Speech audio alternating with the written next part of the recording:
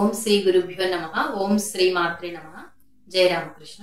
మనం ఇప్పుడు ఒక ఇంపార్టెంట్ టాపిక్ గురించి చూద్దామండి. ఆధ్యాత్మిక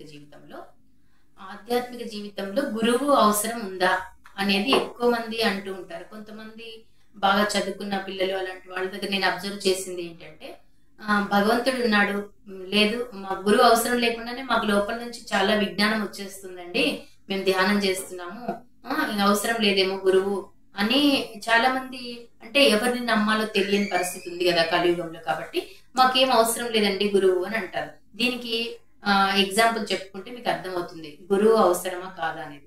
ఇప్పుడు ఒక వ్యక్తి ఒక ఊరికి వెళ్ళడానికి బయలుదేరాడండి. బయలుదేరాక ఏమైంది, ఒక జంక్షన్ వచ్చింది. అక్కడ రెండు దారులు ఉన్నాయన్నమాట. ఆయన వెళ్లాల్సిన ఊరు ఈ దారిలో వెళ్ళాలా ఈ దారిలో వెళ్ళాలా ఆయన తెలియడం లేదు.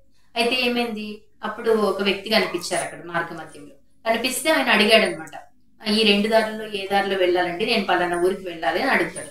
అడిగితే అతను ఏం చెప్తున్నాడంటే, ఈ ఫస్ట్ దారి ఏదైతే ఉందో ఈ దారిలో వెళ్తే నీకు 2 కిలోమీటర్లోనే ఊరు దొరుకుతుంది, ఊరికి చేరుకుంటావు అని చెప్తాడు. ఇంకొక దారిలో ఏమో 25,000 కిలోమీటర్లు వెళ్ళాలి నువ్వు ఈ దారిలో వెళ్తే ఆ ఊరు చేరుకోవటానికి అని చెప్తాడు.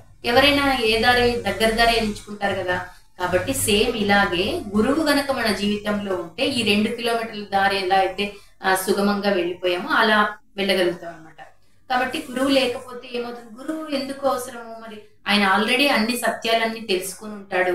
ఈ ఆధ్యాత్మిక మార్గంలో ఎప్పుడెప్పుడు డౌన్ ఫాల్స్ ఉంటాయి, ఎప్పుడెప్పుడు ఆ డౌన్ ఫాల్ ఉన్నప్పుడు ఎలా మనం పికప్ చేసుకోవాలి మనల్ని మనము అనేది అవన్నీ ఆయన చూసి ఉంటాడు. కాబట్టి ఆయన అనుష్ఠించి ఆయన మరి చెప్తున్నాడు. ఆయన అవన్నీ ఆ సత్యాలన్నీ అనుభవించి ఆయన ఎన్నో ఇబ్బందులు పడి ఒక మార్గాన్ని తయారు చేసుకుని దాన్ని మనకు చెప్తున్నప్పుడు మనకి ఈజీగా ఉంటుంది కదా. కాబట్టి ప్రాపంచిక జీవితంలో అయినా కూడా మనము ఏదైనా విద్య నేర్చుకోవాలంటే గురువుని ఆశ్రయిస్తాం కదా. ఈవెన్ దొంగతనం చేయడానికి కూడా గురువు అవసరం అని చెప్తారు, చోరకళ అంటారు కదా అట్లా. కాబట్టి తప్పకుండా మనము ఈ ఆధ్యాత్మిక జీవితానికి గురువు ఆవశ్యకత చాలా చాలా ఎక్కువగా ఉంది అని తెలుసుకోవాలన్నమాట. గురువు ఉంటే తొందరగా మనము భగవంతుని రీచ్ అవ్వగలుగుతాం, ఈ జన్మలోనే రీచ్ చేయించగలిగే సద్గురువులు కూడా ఉన్నారనమాట మన కంట్రీలో. కాబట్టి కాకపోతే ఆ గురువు మన జీవితంలో ప్రవేశించాలంటే మన దైవానుగ్రహం అవసరం.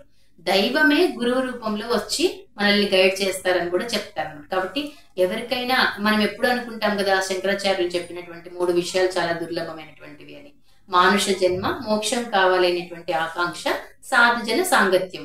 సో సాధువుల సాంగత్యం దొరికింది అంటే మన లైఫ్ పండినట్టే అనమాట. ఇంకా వాళ్ళ ఆధ్వర్యంలో మనకు వచ్చే డౌట్స్ అయితేనేమి అన్ని క్లారిఫై చేసుకుంటూ మనం వాళ్ళని అనుసరిస్తూ అలా ముందుకు వెళ్ళిపోతూ ఉండొచ్చు. చాలా ఈజీగా మనము ఇబ్బంది లేకుండా భగవంతుని చేరుకునే అవకాశం ఉంటుందన్నమాట. సో ఇలా చేద్దాము. సర్వం శ్రీరామకృష్ణ అర్పణమస్తు. లోకా సమస్త సుఖినో భవంతు. జై హింద్.